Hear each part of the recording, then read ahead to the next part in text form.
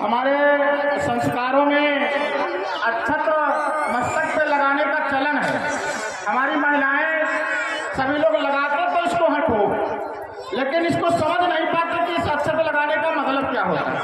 अक्षत का मतलब होता है, जो पढ़े लिखे लोग हैं वो समझते हैं, अक्षत मतलब कभी नहीं टूटा। अक्षत छत का मतलब होता है टूट गया, और अब मैंने कभी नहीं टूटा। कैसे? जब हमारा धान उत्पन्न होता है, जब खेत में हमारे पैदा हुआ तो वहां से लेकर के आए तो उसकी कुटाई पिटाई हुई, धान निकल के आया, फिर इसको पहले तो जो है उसको क्या कहते हैं मूसल से कूटा जाता था चावल बनाने के लिए, कूटा गया मूसल से। उसके बाद जो है कई बार उसको कूटा गया, फिर तोरैया करी गई, फिर छरा गया, उसके बाद फिर चावल निकला और उसमें तो नहीं टूटा। कहते साबुत चावल लाओ अच्छा ना टूटे हुए। ये तो जैसे सारे लोग जो ऐसे चावल पूरा डाले हाथ तो निकाल के लेके चले आए, ये तरीका गलत है। महिलाएं हमारी जब कभी मांगलिक कार्यक्रमों में चावल निकाल के लाए तो कोई चावल टूटा ना हो, न टूटा हुआ चावल लेकर के आए। क्यों?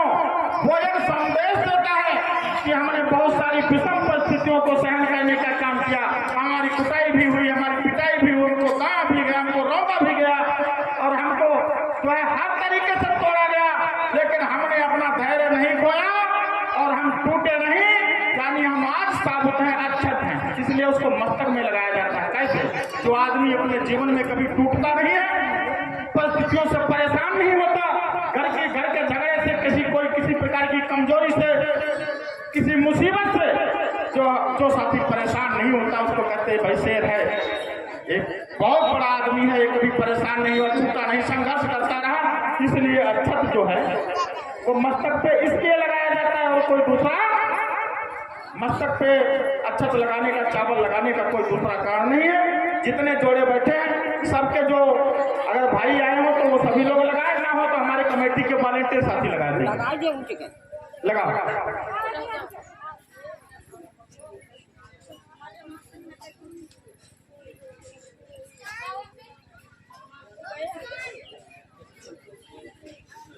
और कभी कभी आपने देखा होगा कि हमारे संस्कारों में एक जो है गौरजा रखा जाता था, गौरजा, और उसमें दूब रखी जाती थी।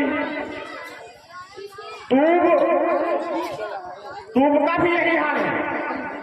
दूब सदैव जमीन से जुड़ी रहती है, चाहे जितनी गर्मी, चाहे जितनी परेशानी का सामना करना पड़े, लेकिन जब कभी वर्षा होती है, जब कभी वो पानी की एक बूंद पा जाती है तो फिर से अंकुरित होकर के अपने जीवन को हरा भरा करने का काम करती है।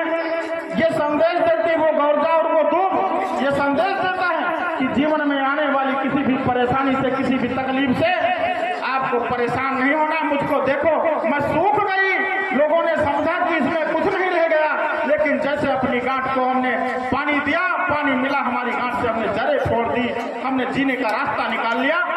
तो ये संदेश देती है कि अगर परिस्थितियां सामने आ रही है तो उसमें जीवन का रास्ता निकालो, जीने का रास्ता निकालो।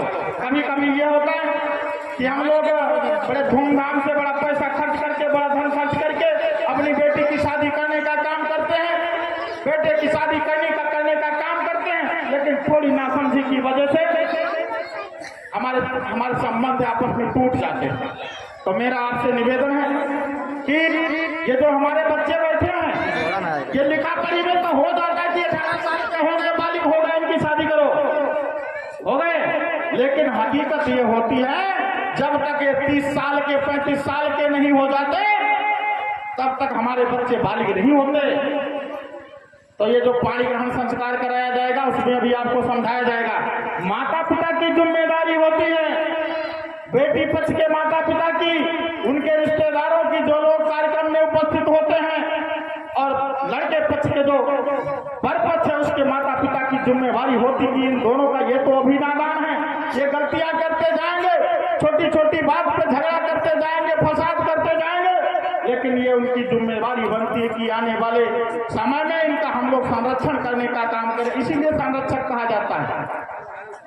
संरक्षण करने का काम करेंगे, समय समय पर इनको समझाने का काम करेंगे। अगर ये टूटने लगे, कहीं से बिखरने लगे, तो हम सब लोग मिल करके इनके जीवन को जो है सुधारने का काम करेंगे। ये जिम्मेवारी होती है।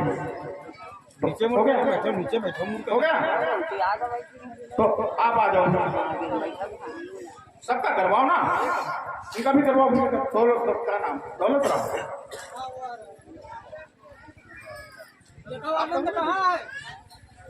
ऐसा है, आप मतलब आप जूता निकालो, इसमें सबके लगाओ।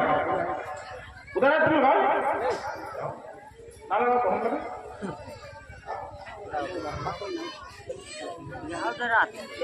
फोटो निकालो।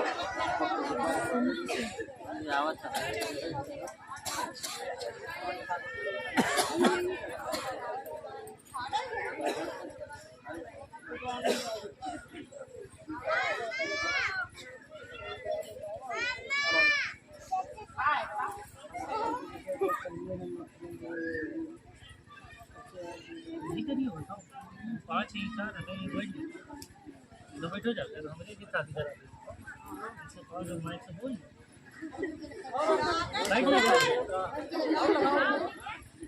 ऐसी दे लगाओ चलो